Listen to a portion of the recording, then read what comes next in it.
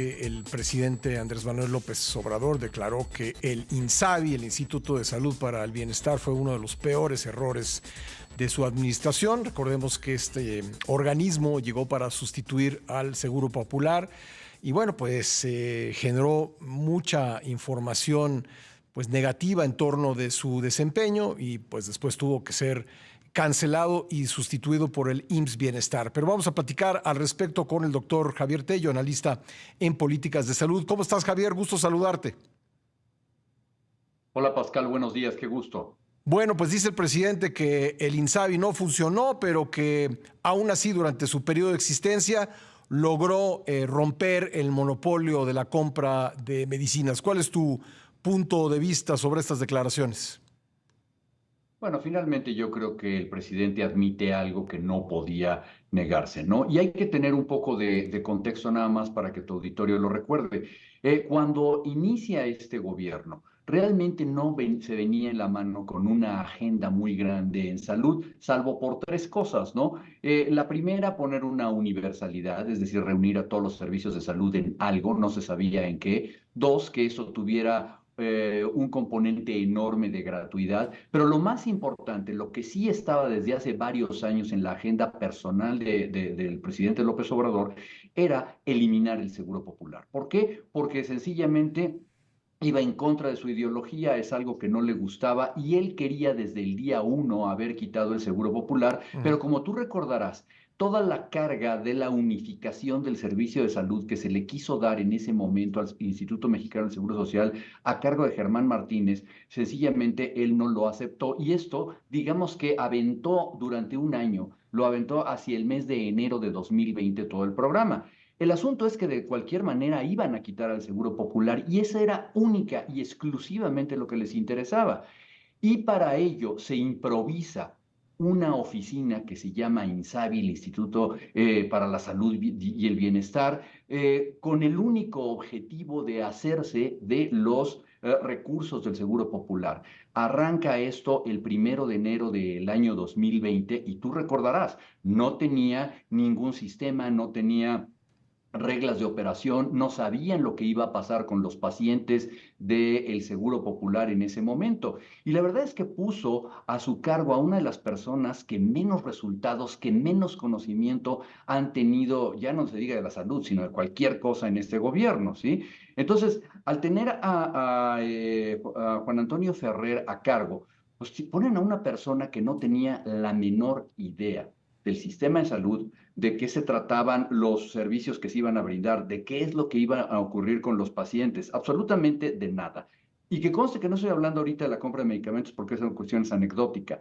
En ese momento, lo que se estaba buscando era cómo apropiarse de todos estos recursos y devolverlos a la federación para que se administraran de otra manera. En el camino ya tuvimos habíamos comenzado con este problema del desabasto que tú y yo hemos comentado tantas veces y además a los 2 meses oficialmente iniciamos la pandemia. Entonces es durante estos primeros años en los que el INSABI se tiene que ver acorralado y se le obliga a tener una serie de cosas y de obligaciones o responsabilidades, perdón, que no tenía. Uno, la adquisición y compra de medicamentos.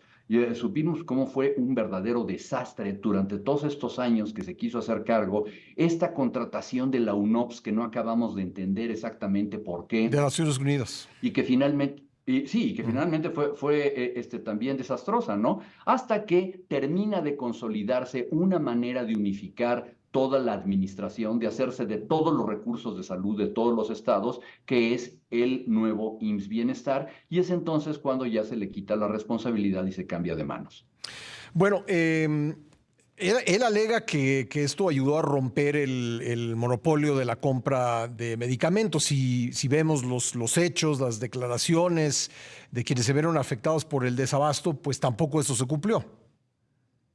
No, por supuesto, pero además, vaya, es una falsedad. Primero que nada, este monopolio no lo rompió el INSABI, este monopolio lo rompió el presidente de la República varios meses antes, tan sencillo con un memorándum. Él, tú recordarás, mandó un memorándum firmado por él, alegando que 4 empresas tenían un monopolio, no sabemos cómo puede hacerse eso, y con solo 65% de la participación del mercado, alegando en ese mismo memorándum que esto le parecía inmoral. Y esta inmoralidad, bueno, pues rompió en ese momento con el monopolio. Ayer decía también que gracias al INSABI se pudieron abrir las fronteras a compra de medicamentos extranjeros, lo cual no era permitido. Eso también es completamente falso. Siempre ha podido haber una importación de medicamentos y todos los proveedores pueden hacerlo de manera local o de manera foránea. Lo que se permitió por decreto es que las empresas extranjeras ya no tuvieran que recurrir a un registro sanitario. ¿Por qué? Se estaba argumentando una emergencia, tú lo recordarás, que era la pandemia. Y por eso, y porque estaban faltando medicamentos como los oncológicos, se permitió la entrada de medicamentos que, vaya, no tenían ningún registro en ese momento, se les estaba dando por bueno solamente, los marbetes venían en otros idiomas, y que prácticamente esto era pues bastante Sí. riesgoso para el manejo de los medicamentos en los hospitales. Javier, quisiera preguntarte por último, nomás que tengo que hacer una pausa, si con la desaparición del INSABI han logrado pues subsanarse varios de los problemas en el sector salud. Estamos a 80 y tantos días del final del gobierno y pues no parece concretarse esa promesa que muchas veces se ha hecho, que este país tendrá el mejor sistema de salud público del mundo. Si me permites, regresamos en un momento para concluir la entrevista.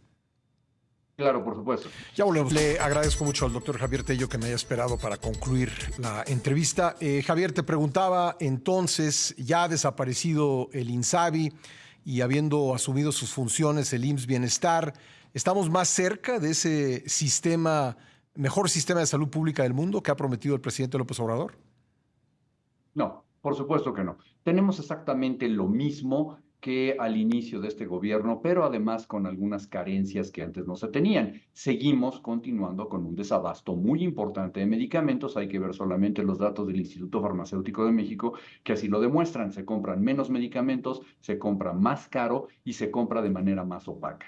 Por otro lado, no tenemos ninguna evidencia de que las enfermedades crónicas no transmisibles hayan reducido su incidencia o su prevalencia. Por el contrario, ahora tenemos que sumarle digamos, un mayor índice de obesidad. Tenemos que sumarle también las enfermedades atribuibles a COVID crónico o a COVID largo. Tenemos una de los índices más bajos de vacunación que se hayan tenido, cuando tú recordarás que México era un ejemplo mundial a nivel de vacunación. Y hoy tenemos además algo adicional de lo que se ha hablado muy poco, Pascal, de una incertidumbre laboral por parte de todos los médicos que formaban parte de los sistemas de salud de manera formal, o hay que decirlo, informal, de los estados de la República, y que ahora no saben exactamente a dónde van a ir en este nuevo sistema que los ha absorbido, que es IMSS Bienestar. IMSS Bienestar al final no es una institución de salud, no es una institución más, es solamente una conglomeración administrativa para el funcionamiento de lo que antes manejaban los estados de la República. En el camino tenemos un subejercicio presupuestal muy grande, que ayer, por cierto, se comentó un análisis que había hecho el INCO al respecto, en donde vemos cómo casi el 45% del presupuesto en salud se ha subejercido. Además, ese dinero no se sabe exactamente cómo se reintegró a la tesorería ni está etiquetado. Hoy tenemos seguramente la crisis más grande de salud que se ha tenido en muchísimos años en México, y es así como pues, en unos 80 días o algo por el estilo va a terminar este gobierno, lamentablemente. Pues Javier, te agradezco mucho estos minutos para el programa, muy amable. Hasta luego, que estés muy bien. Gracias, el doctor Javier Tello, analista en políticas de salud.